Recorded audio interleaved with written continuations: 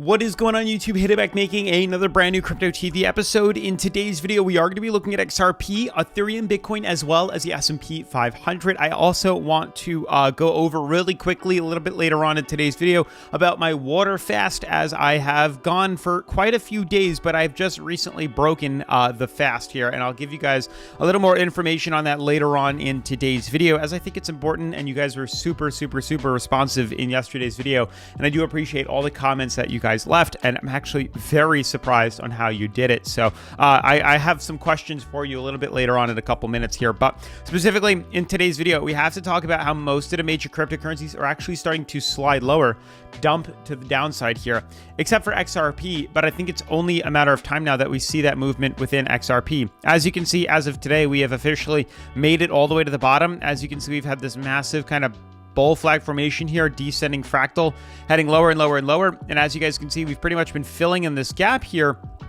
up until we got to this point right here. And now we're intertwined with the price floor as well as the moving averages. And you can see as of today, zero movement, zero volatility. And we are pretty much at a decision time where there's really no more room for us to keep doing what we've been doing here. And now we need to decide, are we going to see that big pump or that big dump here? And as you guys can see, that's pretty much what I said in yesterday's video. XRP Ripple, time is up for XRP. Literally nowhere else for XRP Ripple to go. And yeah, it's decision time. Now, what's interesting is, yes, we've been sliding lower here gradually on XRP. We haven't seen any big movement just yet, but the S&P 500 is continuing to dip off.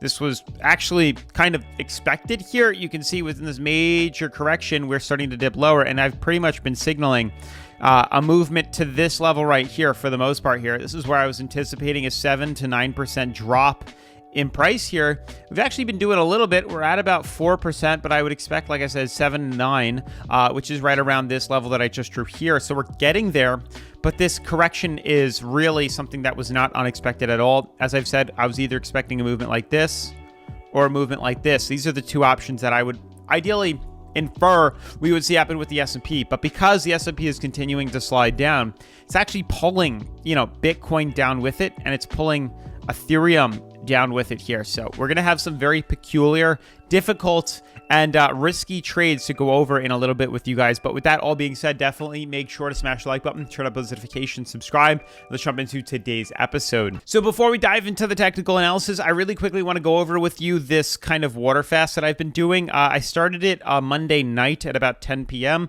or maybe, yeah, about 10 p.m. here. And I actually just broke the fast this morning as I was feeling a little bit iffy. I still am, hence why this video is coming out late. And I want to just kind of explain overall what's going on. But for those wondering, I did a total of 56 hours of no eating at all, only water and tea, water, tea, and black coffee, and that was it. And I didn't really have it that much. 1 cup of black coffee in the morning, tea at night, and that was it. Just water and electrolytes throughout the day. And honestly, I was feeling totally fine the first day, Tuesday, all of Tuesday. All of Wednesday, yesterday, I actually felt great too. Totally cool. But it was yesterday night going to sleep. I got crazy. I got chills. I don't want to say crazy chills, but I was definitely really cold going to bed. I looked it up. Turns out that's a common thing that happens here. A lot of you guys are commenting your tongue gets white. That also happened, which was pretty interesting, but it happened twice, and I was like, this is whatever, and I was like, let me just sleep it off. I feel fine though. Went to sleep. I could not go to sleep. It was very difficult to go to sleep on the I guess going on to the third day this morning here, going on to the third day. 56 hours. I broke it this morning at about 7:30, 7:45 a.m. But everything else was fine. I just was really, I had a terrible sleep, to be honest with you. I was tossing and turning. I finally got to sleep at like pretty late, and then I woke up and I was okay, but I'm just exhausted overall here.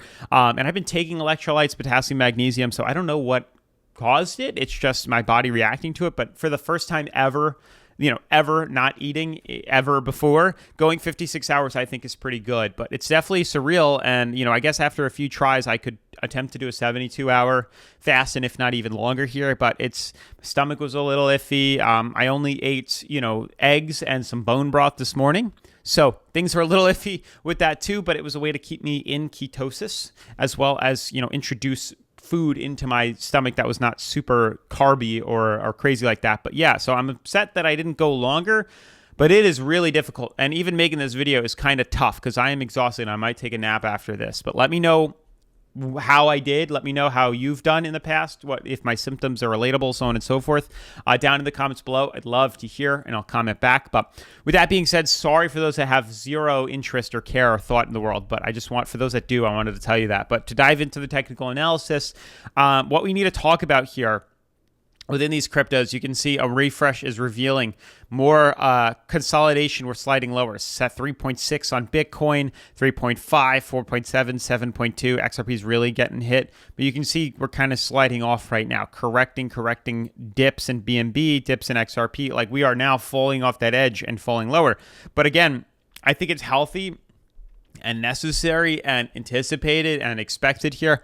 I've been talking about, days and days and days and days and days on this channel for a very long time now that for the most part, the S&P 500 seems to be semi-correlated with the rest of the markets here. So the S&P might not cause crypto to drop. I don't know for sure, but I'm starting to notice a correlation, a pattern that when the S&P 500 sees these big sell-offs, crypto sees the big sell-offs as well. You can see here S&P has been dropping for quite a while, and you can see so has Bitcoin, and so has Ethereum, and so has XRP. So to say that this is not correlated in any way and to just disregard it, I would say is a bad idea. So with that in mind, seeing this drop and seeing us head lower here with pretty much a target to moving average, this is where I would expect to see a reversal move us to. That would probably send us into oversold being the bottom. But I think after retesting this, I think this is what we're going to see next, practically sending us up to all-time highs. You can see this is practically at all-time highs that we've been to in the past year. So wouldn't be surprised if we saw that. I would actually expect to see a big reversal afterwards because I think we're very bullish here, and I think this is a healthy, necessary correction for the S&P because the S&P, keep in mind, was on a very nice bull run over the past couple of months here. You can see from the most part, we've actually reversed up 31%. Back down to 25, but regardless, look at how high we've shot up. So to see a small little healthy dip like we've seen in the past year, notice big dips like this seems to be a necessary factor for the longevity and upwards projection within crypto. And with that being said, it's pulling other cryptos with it here. So Bitcoin's pulling down, Ethereum's pulling down. I think it's foreshadowing what XRP is going to do. And I'm sorry I'm spending so much time on these other cryptos, but I think it's more important. Then I'll talk about XRP. But you can see with the S&P dipping lower here, it's pulling Bitcoin and Ethereum down with it here. So these are possible short opportunities. I'm still, I did enter shorts, but it is going to be definitely more of an aggressive trade here. The fact that we closed below support here is the opportunity to put in a short. But the fact is we've fallen down a moving average. So there's a good chance that that's probably the lowest it's going to be moving to. Like once we closed here, last night, this was an opportunity to get in at 28,700, and we've fallen down to 28,450, and this was a small short opportunity, but I would put that stop loss really tight because I'd be shocked if we go even lower than moving average. It's possible, but keep that stop loss tight in the event that we reverse up because moving average is a solid support. We're practically near oversold. So a reversal soon is necessary, I think, for Bitcoin, a lot of these cryptos. Same thing with Ethereum here. With Ethereum dipping lower, this was another opportunity. Once we closed below support, that was the opportunity to short. Like I said, it's still possible we could head lower here. But the fact that we closed below our price floor, I've said it in yesterday's video, previous videos consistently here. Price floor or price ceiling, price floor. This is it.